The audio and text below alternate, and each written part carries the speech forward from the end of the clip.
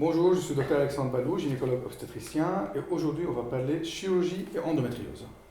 Comme vous le savez, l'endométriose est une pathologie qui est complexe, dans laquelle il y a une prise en charge qui est pluridisciplinaire, qui consiste en prise en charge médicale, paramédicale et chirurgicale.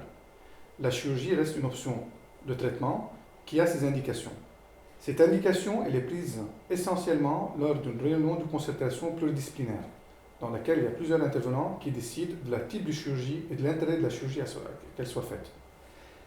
Elle dépend essentiellement de l'efficacité de traitement médical, des besoins de la patiente en termes de souffrance, symptômes et mode de vie, et de désir de grossesse, et la dernière chose, du stade de l'endométriose avec la sévérité des atteintes. La chirurgie de l'endométriose, c'est essentiellement une chirurgie mini-invasive qui se fait soit par voie cystoscopique, soit par voie robotique actuellement. Elle fait intervenir plusieurs intervenants. Ceci dépend essentiellement de la localisation de l'endométriose, qui peut être ovarienne. Dans ce cas, c'est le chirurgien gynécologue qui l'a fait en faisant super gaffe au cortex et à la corticale ovarienne pour ne pas altérer la réserve ovarienne. Elle peut être également péritoniale, superficielle, et dans ce cas, c'est le chirurgien gynécologue spécialisé qui permet d'enlever ces lésions par cautérisation ou par le mode d'énergie nouvelle.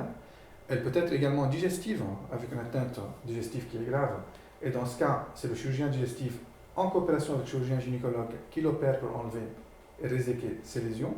Elle peut être également au niveau urologique, que ce soit au niveau de la vessie ou au niveau des voies urinaires, et ceci nécessite l'intervention également d'un chirurgien urologue. Dans certains cas même, on peut avoir une atteinte de la coupole diaphragmatique du diaphragme, et dans ce cas, c'est un chirurgien qui est spécialisé en chirurgie d'endométriose, gynécologue d'ailleurs, qui peut être gynécologue d'ailleurs, et qui pourra le faire. Comme vous l'avez constaté, j'en ai parlé de plusieurs spécialités, d'où l'intérêt de la réunion de concertation pluridisciplinaire pour décider de quel type de chirurgie et qui interviendra dans cette chirurgie avant de la faire. C'est une très bonne question. La chirurgie, quand elle est faite, doit être une chirurgie complète dans laquelle toutes les lésions doivent être enlevées au maximum. Suite à ceci, il y a une amélioration des symptômes, de la qualité de vie et de la fertilité. Par contre, ça ne garantit pas que l'endométriose ne va pas revenir suite à cette chirurgie. Après une chirurgie de type endométriose, il doit y avoir un accompagnement par le gynécologue en ville ou par l'équipe de PMA qui doit suivre la patiente afin qu'elle puisse soit tomber enceinte, soit qu'elle puisse mener sa vie de femme normalement sans douleur. La décision de la chirurgie d'endométriose doit passer par une consultation pluridisciplinaire dans un staff, ce qu'on appelle de réunion de concertation pluridisciplinaire. Cette chirurgie doit répondre à plusieurs items. En premier, les symptômes de la patiente. En deuxième, l'efficacité du traitement médical, paramédical.